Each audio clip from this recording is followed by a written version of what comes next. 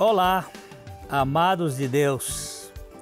É uma alegria sempre estarmos aqui para compartilhar um pouco da palavra de Deus. Você sabe que o nosso objetivo nesse programa é sempre a propagação, anunciar o Evangelho de Deus, o Evangelho das insondáveis riquezas de Cristo. E você pode ser um parceiro nosso, um aliado aqui. Vão aparecer aí os links do nosso canal no youtube.com/biblilondrina.1 e facebook.com/programa Café e Fé.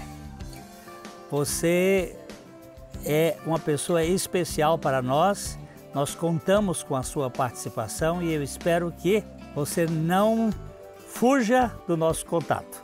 É já que nós vamos voltar para uma palavra de coração para coração.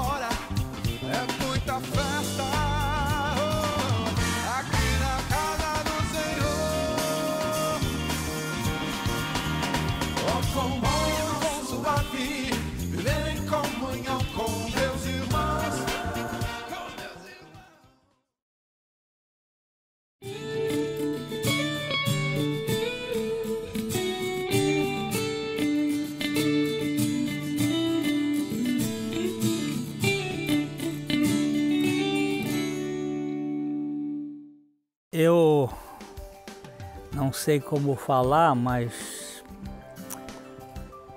nós queríamos hoje tratar de uma coisa bem interessante. Em busca da autoestima ou vivendo pela estima do alto. Essa é uma questão bem interessante.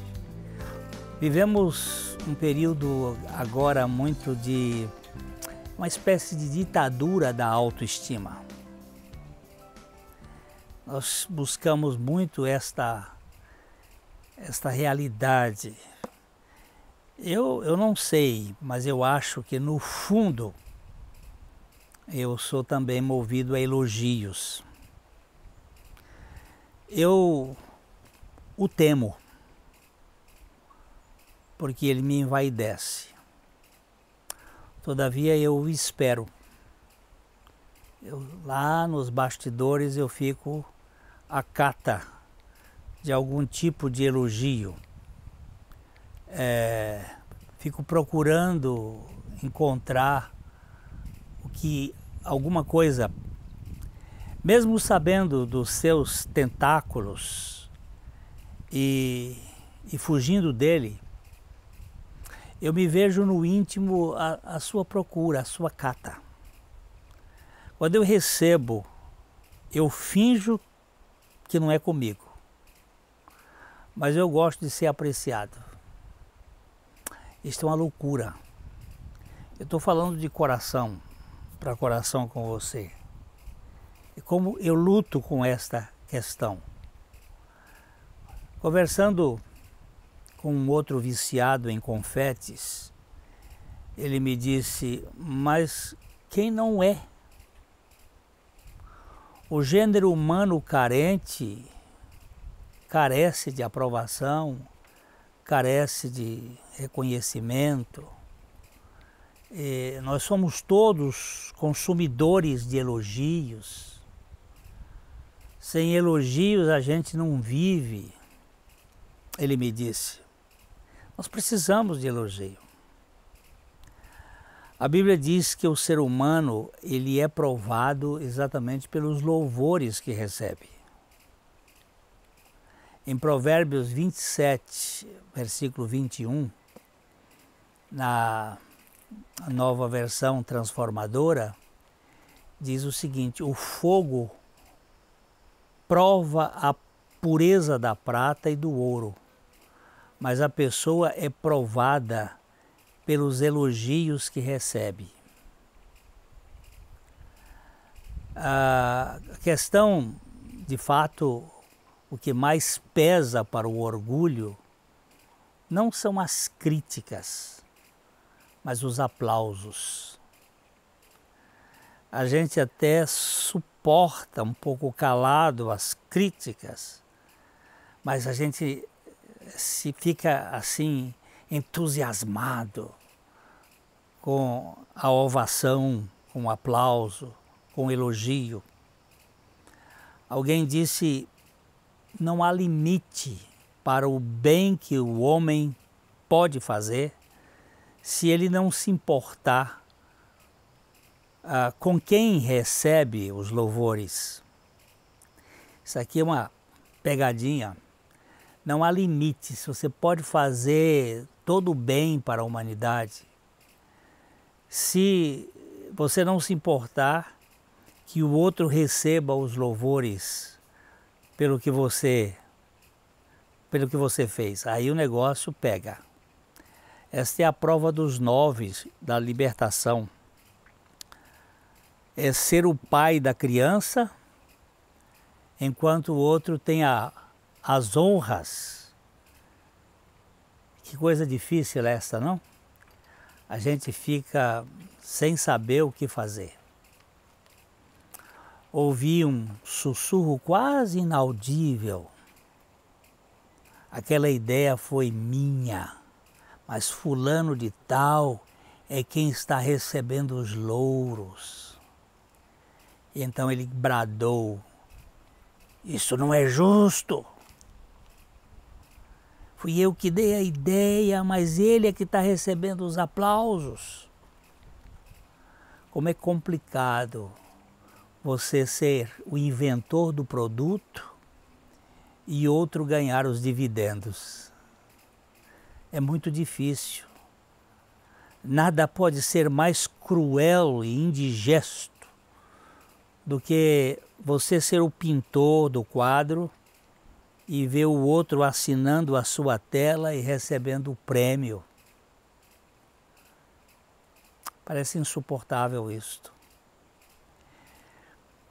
Eu li sobre um jovem escritor bem talentoso que não teve vez no mercado publicitário, e ele viu seus livros editados por um renomado escritor que comprou os seus direitos, e ele foi feito apenas como um que estava escrevendo aquele produto. Esse escritor renomado foi feito pela mídia, ao custo da fortuna e do prestígio do seu pai. E o outro, que era talentoso, teve que vender os manuscritos. E aquele moço vendeu por uma bagatela os seus manuscritos, enquanto que o ilustre midiático ganhava os tubos com o talento do jovem ghostwriter. Ele era quem escrevia e o outro é quem ganhava o dinheiro. Essa história não termina na falência moral. Aquele jovem não se deu por vencido e não se fez de vítima. Ele aprendeu com Jesus e com o Espírito da cruz e passou por cima, sem se ressentir com o caso ele trabalhou com mais afinco, corrigindo os seus defeitos, e teve uma nova chance quando um editor famoso resolveu ler o seu trabalho e ficou maravilhado com o que ele fez. E isso deu uma outra chance para ele. Ao invés de ficar paralítico, paralisado pela impossibilidade de ver os seus livros sendo publicados com o seu nome, ele se aperfeiçoou. E o seu novo estilo se tornou, assim, totalmente diferente, mais criativo, mais rico.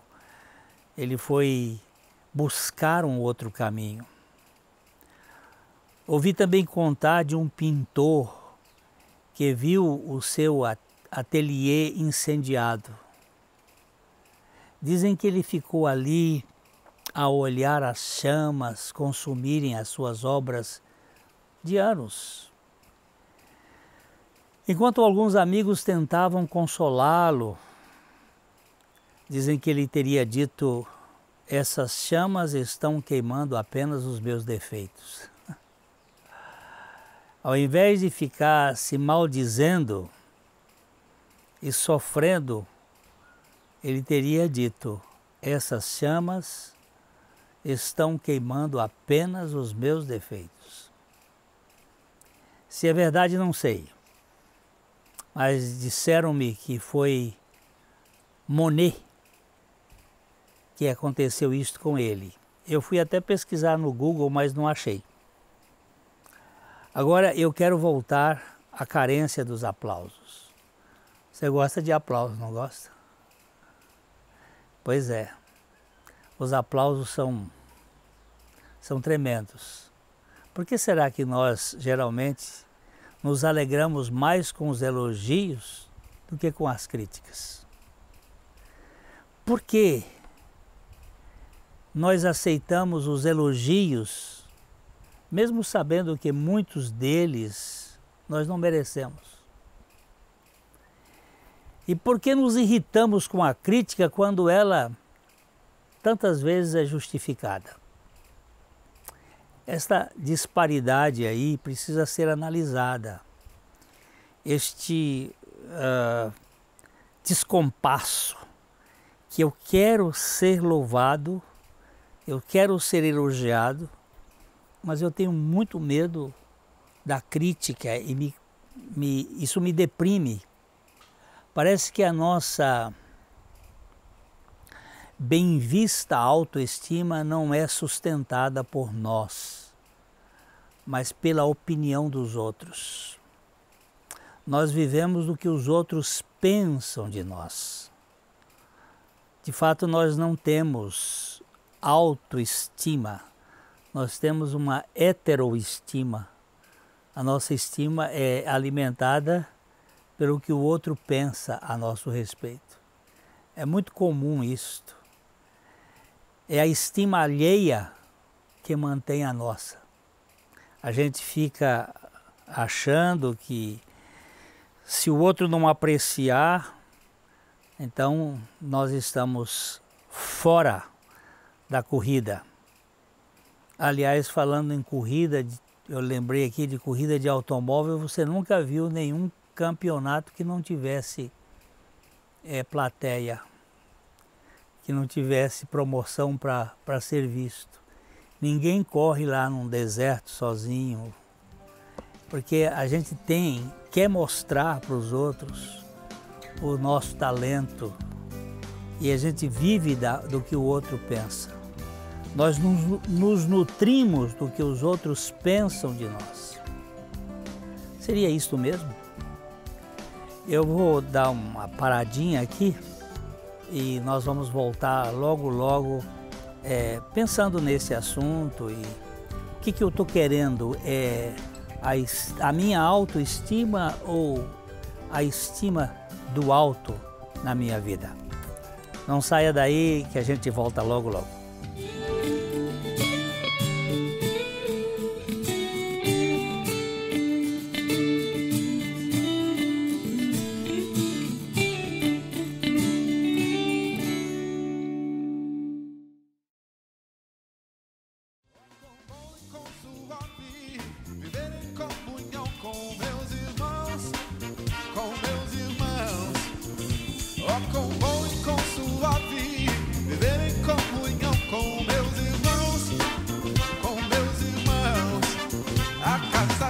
cheia da sua glória. É muita bênção, tem muita vitória. Hipocrisia ficou lá fora e a falsidade mandamos embora. É muita festa aqui na casa do Senhor. Oh, como eu bom suave, viver em comunhão com meus irmãos.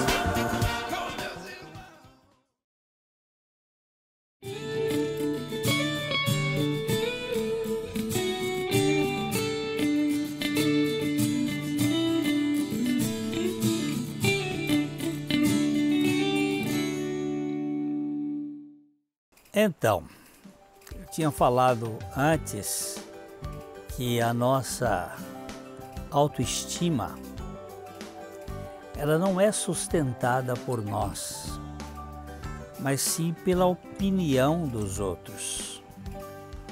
Nós vivemos do que os outros pensam de nós.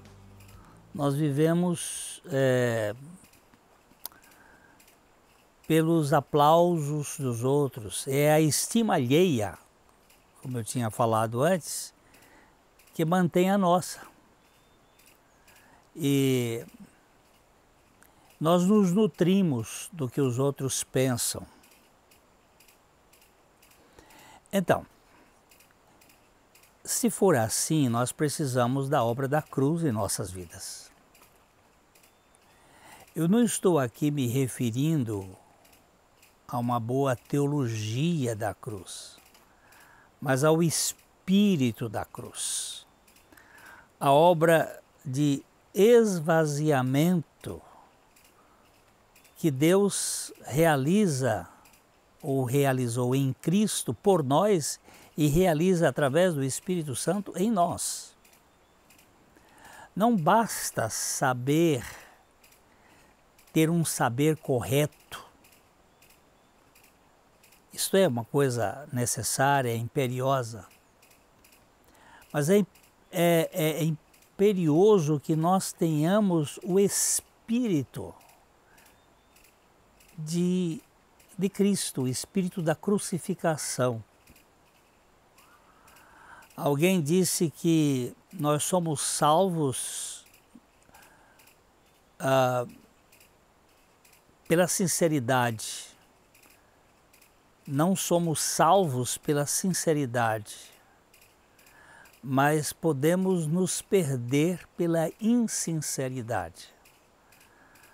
Nós não somos salvos porque somos sinceros, mas pela graça de Deus que nós somos salvos. Mas nós podemos nos perder pela insinceridade.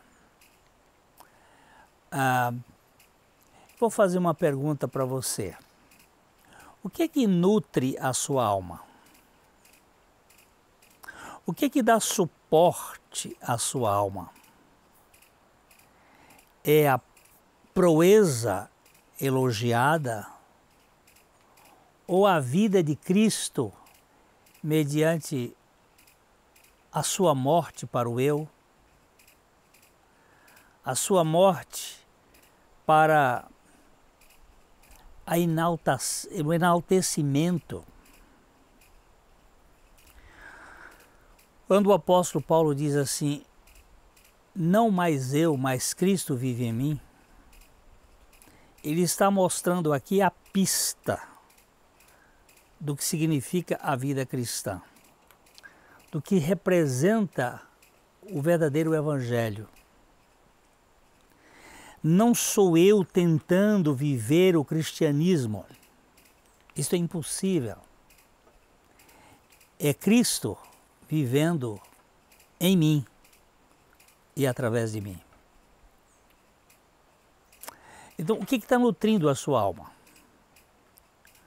O que mantém você movido? Creio que eu preciso me desestimar a fim de poder nutrir a estima de Deus. Eu preciso sair da minha autoestima, que muitas vezes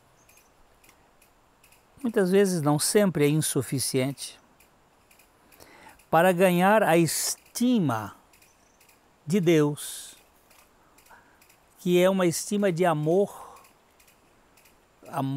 incondicional. A autoestima, ela me envaidece e também me deprime. Ela me envaidece quando eu conto pontos positivos. E ela me deprime quando eu piso na bola. Mas a estima do alto, ela me mantém seguro e confiante. Porque não sou eu, não é o meu conceito, é aquilo que Deus mostra do seu amor para comigo. Isto faz toda a diferença. Se eu sou amado incondicionalmente pela graça de Deus, por que tenho que buscar a aceitação dos outros? Esta é uma pergunta para você refletir. Se você é uma pessoa que se percebe amada, aceita, que não precisa do aplauso daqueles que vão dar uma opinião a seu respeito, mas você percebe que Deus lhe ama, por que você tem que buscar a aprovação de outras pessoas? Isso é no mínimo bizarro. Se você jamais provou da alegria de se saber aceito e amado por Deus, em vez de se esforçar para ser digno desse amor, eu quero incentivá-lo a se apropriar deste amor, a ter o conhecimento deste amor. Eu conheço um pastor que ele trabalhou muitos anos na igreja e ele tinha uma expectativa de agradar a Deus. E ele fazia tudo não baseado no amor de Deus para com ele, mas sim baseado na admiração que Deus teria dele por ele executar as tarefas que deveriam ser feitas. Então ele conta que depois de 20 anos de ministério, ele entrou em estresse, entrou em cansaço, ele se exauriu. E naquele cansaço ele um dia foi conversar com Deus e disse: Deus, eu estou muito cansado e eu estou exausto. E Deus perguntou: mas cansado de quê? Ele disse: cansado de trabalhar na tua obra, na tua igreja. Ele disse: na minha não, você está trabalhando na sua. Você não está trabalhando na minha igreja, porque na minha igreja sou eu que trabalho. Você está trabalhando no seu projeto, você está trabalhando para produzir a sua realização pessoal. Você está trabalhando para fazer com que os outros lhe reconheçam como o executivo bem-sucedido. Aí ele entrou num total colapso. Como assim? Eu sempre, durante esses anos todos, tenho me dedicado às tuas ovelhas, ao teu rebanho. Ele disse: não, você tem dedicado a você e aos seus projetos de vida. Não é comigo. E ele disse: o que eu faço daqui para frente? Ele disse: sente-se. E quando eu quiser usá-lo, eu te convido. E ele conta isso 10 anos depois do que aconteceu. E ele disse, eu nunca mais parei, mas as coisas que eu faço não me cansam mais. Porque não sou eu quem faço, é Deus que faz em mim e através de mim.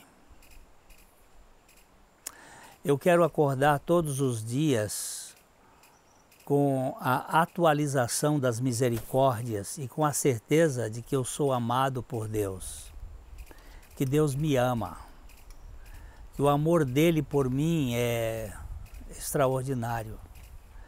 Não pelo que eu faço para agradar a Deus, mas em razão do que Deus é e do que Deus faz na minha vida e na sua vida.